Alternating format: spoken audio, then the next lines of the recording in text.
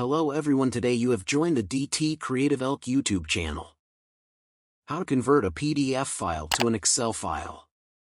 If you find this useful, then consider subscribing and liking the video. This is super straightforward to do. As you can see here, mine is here. When it's an Excel file, we can go and do more with the.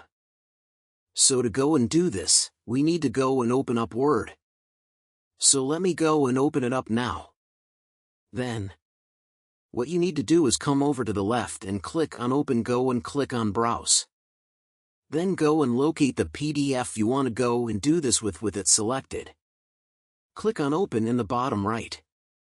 Now Word can go and convert this PDF into a Word document, and we can then go and edit it.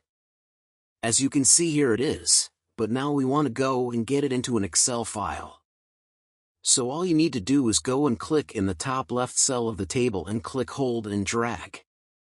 Go and select the entire table like so, and what you can do is right click and press copy or press Ctrl, and see, now you can come to Excel like so, and we can right click and we can come into paste options, and what you can do is you can go and select match destination formatting like so, and that's it.